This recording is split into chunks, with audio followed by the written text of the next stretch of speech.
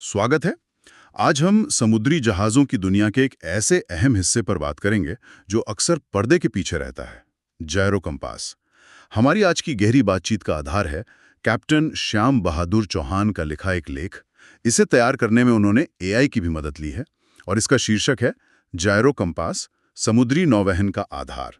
तो आज का हमारा मिशन है ये समझना कि ये उपकरण है क्या, कैसे ये साधारण कंपास से अलग है और क्यों ये मॉडर्न जहाज़ों के लिए इतना ज़रूरी बन गया है। चलिए इसे समझने की कोशिश करते हैं। सबसे पहले, ये जायरो कंपास है क्या आखिर? लेख के मुताबिक ये पृथ्वी के घूमने मतलब रोटेशन का इस्तेमाल करके असली उत्तर यानी ट्रू नॉर्थ दिखाता है। ये मैग्नेटिक नॉर्थ नहीं दिखाता। इसे जहाज का मास्टर कंपास भी कहते हैं। हाँ, और ये जानना बहुत जरूरी है कि असली उत्तर क्यों चाहिए। देखिए, जो चुंबकीय उत्तर है वो तो पृथ्वी के मैग्नेटिक फील्ड से प्रभावित होता रहता, बदलता रहता है, जबकि असली उत्तर वो एक फिक्स्ड जियोग्राफिकल पॉइंट है। और सटीक नेविगेशन के लिए, खासकर जब आप रडार या ऑटो पायलट जैसे सिस्टम को दिशा दे रहे हो, तो आपको यही स्थिर उत्तर चाहिए होता है। ये बेसिकली एक तेजी से घूमते हुए पहिए या जायरोस्कोप के सिद्धांत पर बेस्ड है। पृथ्वी घूमती है तो ये जायरोस्कोप खुद को ऐसे अलाइन कर लेता है कि वो हमेशा असली उत्तर की तरफ ही पॉइंट करे, चाहे जहाज किधर भी मुड़े। अच्छा, ये तो काफ़ी इंटरेस्टिंग है और जैसा लेख में बताया गया है, ये कोई बहुत नई तकनीक नहीं है। मतलब 20वीं सदी की शुरुआत में ही हरमन अंशुत कैम्फे और एल्मर स्पीरी जैसे लोगों ने इसे डेवलप किया था। हाँ, पर तब से अब तक ये काफी बदल गया होगा, है ना? पहले मैकेनिकल होते थे। बिल्कुल, पहले ये पूरी तरह मैकेनिकल थे, बड़े और भारी। अब तो खैर इलेक्ट्रॉनिक सेंसर्स आ गए हैं, जीपीएस इंटीग्रेशन भी होता है इनमें, काफी कॉम्पैक्ट और सटीक हो गए हैं। और ये सिर्फ टेक्नोलॉजी का अपग्रेडेशन नहीं है।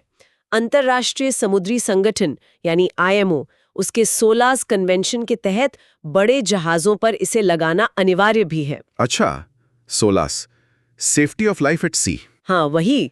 ये नियम, जैसे वो रेजोल्यूशन A4241 XEI या सोलास चैप्टर वी रेग 19 जिनका लेख में जिक्र है, वो ये पक्का करते हैं कि जहाज एक मिनिमम सेफ्टी स्टैंडर्ड फॉलो करें।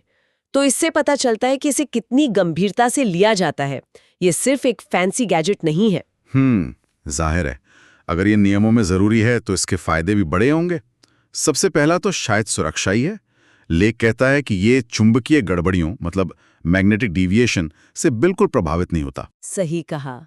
ये खासकर ध्रुवीय इलाकों के पास बहुत अहम हो जाता है, जहां पृथ्वी का मैग्नेटिक फील्ड बहुत अजीब व्यवहार करता है और आम मैग्नेटिक कंपास भरोसेमंद नहीं रहते। और सुरक्षा के साथ साथ सटीकता। हाँ, सटीकता तो कमाल की है।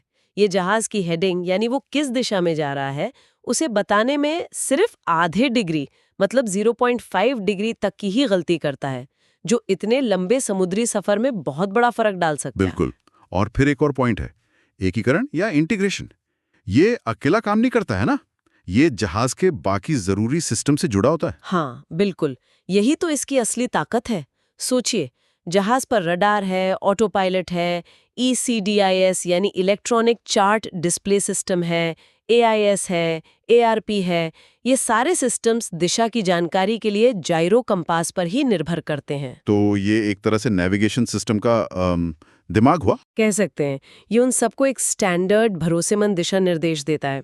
इसी वजह से ऑटो पायलट जहाज को सही कोर्स पर रख पाता है, रडार डिटेक्ट की गई चीजों की सही दिशा दिखा पाता है, और इलेक्ट्रॉनिक चार्ट पर जहाज की पोजीशन बिल्कुल सटीक दिखती है। इससे जो व्यस्त समुद्री रास्ते हैं वहां टकराव का खतरा कम होता है, सेफ ऑपरेशन होता है। और हाँ, सटीक नेविगेशन से जहाज खतरनाक जगहों जैसे चट्टानों या कम गहरे पानी से बचते हैं। तो ये तेल रिसाव जैसी जो पर्यावरणीय दुर्घटनाएं हैं उनको रोकने में भी परोक्ष रूप से मदद करता है। तो मतलब ये सिर्फ दिशा बताने वाला यंत्र नहीं रहा। ये तो आधुनिक समुद्री सुरक्षा, कुशलता और यहाँ तक कि पर्यावरण की सुरक्षा के लिए भी एक बुनियाद बन गया है। इसकी सटीकता, बाहरी मैग्नेटिक असर से आज़ादी और दूसरे सिस्टम्स के साथ जुड़ने की काबिलियत, यही सब इसे इतना खास बनाती हैं। बिल्कुल, ये सिर्फ एक उपकरण नहीं है, ये समुद्र में सुरक्षित संचालन का एक ग्लोबल स्टैंडर्ड है। इसकी विश्वसनीयता ही है जो अंतर्राष्ट्रीय नियमों के तहत इसे अनिवार्य बनाती है, ताकि समुद्र में जान और माल दोनों सुरक्षित रहें। आज की इस बातचीत से एक बात सोचने पर मजबूर करती है। जैसे जैसे टेक्नोलॉजी हमें बिना ड्राइवर वाले जहाज़ों यानी ऑटोनोमस शिप्स की तरफ ले जा रही है, तो ये जायरो कंपास जैसी जो बुनियादी लेकिन बेहद भरोसेमंद तकनीक है, इसका भविष्य क्या होगा? क्या इसकी ज़रूरत और बढ़ेगी या कोई बिल्कुल नई चीज़ इसकी जगह ले लेगी? ये सोचने वाली बात है। स्वागत है इस खास चर्चा में। आज हम जायरो कंपास की दुनिया में गोता लगा रहे हैं। ये समुद्री जहाज़ों के लिए दिशा बताने वाला एक बहुत ही ज़रूरी यंत्र है ना? बिल्कुल, बेहद ज़रूरी है। हमारे पास कैप्टन श्याम बहादुर चौहान के नोट्स हैं, जिन्हें बनाने में सुना है AI की भी मदद ली गई है। नोट्स का टाइटल है जायरो कंपास, भाग, उपयोग और त्रुटियां। हाँ, काफ़ी विस्तृत नोट्स हैं। तो आज का मिशन है ये समझना कि ये मशीन कैसे काम करती है, इसके मुख्य पुर्जे क्या है और सबसे ज़रूरी, समुद्री यात्रा को सुरक्षित रखने के लिए इसका सही इस्तेमाल कैसे करें। एक बात जो मुझे बहुत दिलचस्प लगी, वो रोटर जो करीब 20,000 RPM पर घूमता है। अरे वाह! हाँ, वही तो इसकी जान है। और ये जो तेज रफ्तार है ना, यही इसे खास बनाती है। अच्छा। इसका कमाल यह है कि ये पृथ्वी के घूमने को ही अपना रेफरेंस बना लेता है। अच्छा। हाँ, मतलब ये मैग्नेटिक कंपास की तरह बाहरी मैग्नेटिक फील्ड से प्रभावित नहीं होता। खासकर ध्रुवों के पास, जहां मैग्नेटिक कंपास भरोसेमंद नहीं रहते। हाँ, ये तो है। बिल्कुल। तो फिर इसके मुख्य हिस्से कौन-कौन से हैं? ये जटिल मशीन कैसे बनी है? हाँ, देखिए, मोटे तौर पर 4 मुख्य हिस्से कह सकते हैं। पहला है गायरोस्फीयर। यही वो तेज घूमने वाला रोटर है, करीब 20,000 RPM पर। अच्छा। और ये पृथ्वी के घूमने की धुरी के समानांतर होकर भौगोलिक उत्तर को पकड़ लेता है। ओके, भौगोलिक उत्तर, समझ गई। दूसरा है फॉलो अप सिस्टम। ये क्या करता है कि गायरोस्फीयर किस दिशा में है, उसे लगातार पढ़ता रहता है। ट्रैक करता है मतलब? हाँ, ट्रैक करता है और इस जानकारी को कंपास कार्ड और दूसरे डिस्प्ले तक पहुंचाता है। अच्छा, और तीसरा आपने बताया था रिपीटर्स? हाँ, रिपीटर्स। ये समझिए कि मेन कंपास के छोटे छोटे डिस्प्ले हैं जो जहाज में अलग अलग जरूरी जगहों पर लगे होते हैं। जैसे ब्रिज विंग्स पर या रडार कंसोल पर? एकदम सही, ताकि जहां जरूरत हो दिशा पता चलती रहे। और चौथा हिस्सा है कंट्रोल यूनिट, जहां सारे बटन वगैरह होते होंगे। पावर स्विच, अलार्म इंडिकेटर और वो स्पीड या लैटिट्यूड सेट करने के कंट्रोल, सब यही होते हैं। अच्छा, तो इस्तेमाल करने में ये कितना आसान या मुश्किल है? इसे चालू करने में आपने कहा था टाइम लगता है। हाँ, देखिए, शुरू करने पर इसे पूरी तरह सेटल होने में, मतलब स्थिर होकर सही दिशा बताने में करीब 4 से 6 घंटे लग जाते हैं। 4 से 6 घंटे? इतना ज्यादा? हाँ, इसे सेटलिंग टाइम कहते हैं। ये जरूरी है सटीकता के लिए, और इसे जहाज की गति और लैटिट्यूड के हिसाब से कैलिब्रेट भी करना पड़ता है। और ये भी जरूरी है कि सारे रिपीटर्स मास्टर कंपास से सिंक हों, मतलब सब एक ही रीडिंग दिखाएं। तो इसका मतलब जहाज निकलने से काफी पहले इसे चालू करना पड़ता होगा। हाँ, बिल्कुल। आमतौर पर बंदरगाह छोड़ने से कई घंटे पहले इसे ऑन कर देते हैं ताकि यात्रा शुरू होने तक ये रेडी हो। और रोज इसकी सटीकता जांचने के लिए वो करते हैं अजीमुथ जांच। अजीमुथ जांच, ये क्या होती है? सूर्योदय या सूर्यास्त के समय सूरज की या किसी तारे की ज्ञात दिशा से कंपास की रीडिंग को मिलाते हैं। अच्छा, ये तो पुराने नाविकों वाले तरीकों जैसा लग रहा है, बस थोड़ा ज्यादा तकनीकी। हाँ, कह सकते हैं। सिद्धांत वही है, पर इससे सटीकता पक्की होती है। और हर जांच और अगर कोई एरर आए तो उसे लॉग बुक में लिखना बहुत जरूरी है। हाँ, रिकॉर्ड रखना तो जरूरी है ही। अच्छा, क्या इसमें गलतियां भी हो सकती हैं? मतलब इतनी सेंसिटिव मशीन है। हाँ, बिल्कुल हो सकती हैं। कुछ आम त्रुटियां हैं, जैसे एक है ड्रिफ्ट एरर। ड्रिफ्ट मतलब दिशा से भटकना। हाँ, अगर स्पीड या लैटिट्यूड की सेटिंग गलत डाल दी हो, इसे ठीक करने के लिए जीपीएस से सही जानकारी लेकर रिकैलिब्रेट करते हैं। ओके। फिर एक है रैपिड वॉन्डरिंग।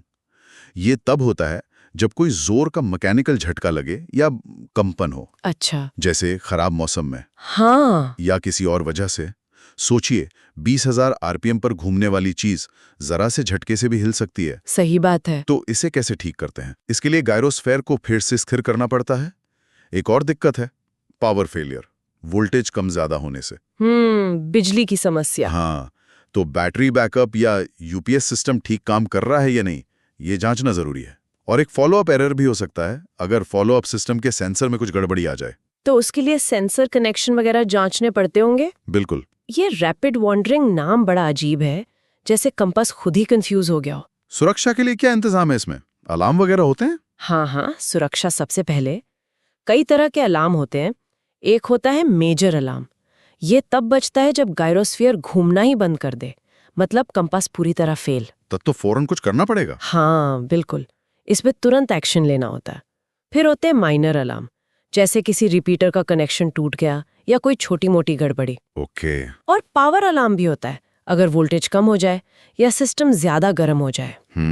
इनके अलावा जो कंपनी के नियम हैं और आईएमओ के नियम, जैसे 16 चैप्टर V19, उनके हिसाब से नियमित जांच करनी होती है, रोज, हर हफ्ते, हर महीने और सालाना। अच्छा, इतनी सारी जांचें? हाँ, और जो सालाना जांच होती है वो किसी सर्टिफाइड टेक्नीशियन से ही करवानी होती है। तो मतलब लगातार देखभाल और जांच ही इस मशीन को सही सलामत रखती है।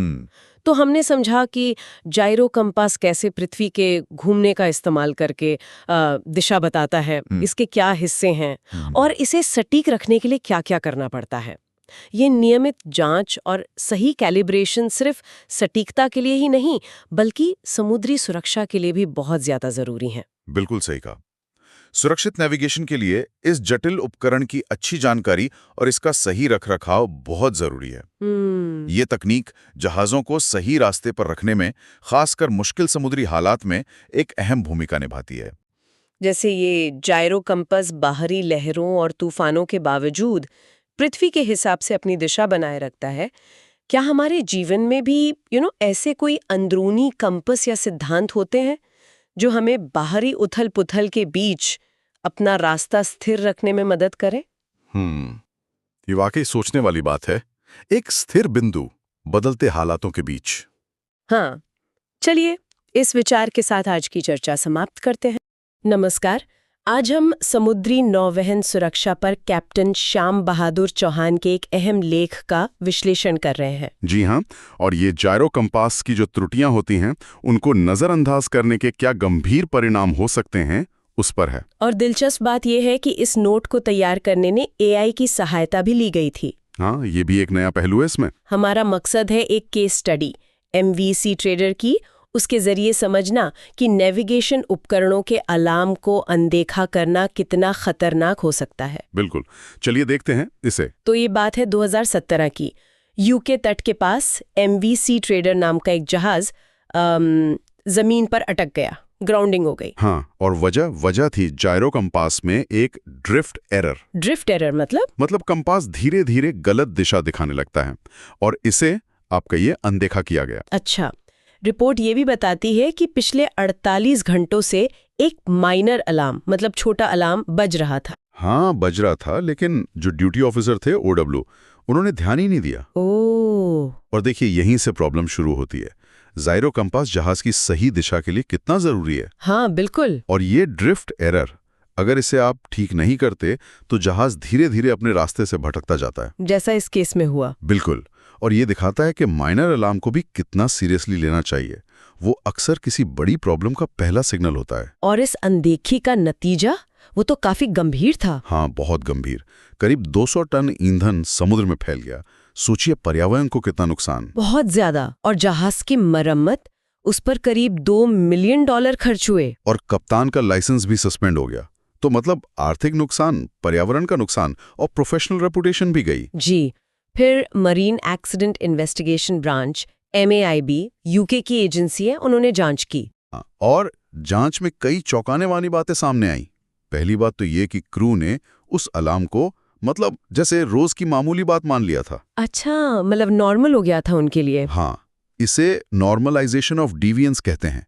खतरनाक चीजें नॉर्मल लगने लगती हैं। दूसरी बात, जो जरूरी चेकलिस्ट थी, जैसे हफ्ते में जायरो कैलिब्रेशन करना, हाँ, जो SOLS और कंपनी के SMS के तहत जरूरी है, बिल्कुल उनका पालन ही नहीं हो रहा था। नियम थे पर पालन नहीं। अरे बाप रे। और तीसरी अहम बात, जो क्रू था, उन्हें जायरो की इन गलतियों और इमरजेंसी में क्या करना है, इसकी ठीक से ट्रेनिंग ही नहीं मिली थी। ट्रेनिंग की कमी। हाँ, और बैकअप कैसे इस्तेमाल करना है, जैसे मैग्नेटिक कंपास, उसकी भी पूरी जानकारी नहीं थी। तो ये साफ है कि ये सिर्फ एक ऑफिसर की गलती नहीं थी। ये तो पूरे सिस्टम का फेलियर लगता है। बिल्कुल, सिस्टम में कमी थी, ट्रेनिंग में, सेफ्टी कल्चर में। तो कैप्टन चौहान के लेख और इस घटना से मुख्य सबक क्या मिलते हैं? कि अलार्म को कभी अनदेखा ना करें, चाहे छोटा ही क्यों ना हो। एग्जैक्टली। दूसरा, जो नियम हैं, प्रक्रियाएं हैं, चेकलिस्ट हैं, उनका पालन करना ही होगा, सिर्फ कागज पर नहीं, असल में। और तीसरा, तीसरा, ट्रेनिंग। क्रू को सिर्फ नियम बताने नहीं है, उन्हें ऐसी सिचुएशन को पहचानने और संभालने के लिए तैयार करना है। बैकअप कैसे यूज करना है, ये सिखाना है। सही कहा। जायरो कंपास, नेविगेशन सिस्टम्स, ये जहाज की सुरक्षा की नींव हैं। इनकी रेगुलर जांच, नियमों का पालन, आईएमओ के नियमों का पालन और सबसे जरूरी, क्रू की ट्रेनिंग और सतर्कता। हाँ, लापरवाही का अंजाम बहुत बुरा हो सकता है, न सिर्फ जहाज और पर्यावरण के लिए, बल्कि इंसानी जिंदगियों के लिए भी। तो हमने देखा कि कैसे नेविगेशन में एक छोटी सी या कहें कि नजरअंदाज की गई चेतावनी एक बड़ी तबाही का कारण बन सकती है। वाकई सोचने वाली बात है। हाँ, और ये एक गहरा सवाल भी खड़ा करता है ना कि सिर्फ नियम बना देना या प्रक्रियाएं लिख देना काफी नहीं है। जहाज पर वो सुरक्षा पहले वाली सोच, वो कल्चर कैसे बने? सही।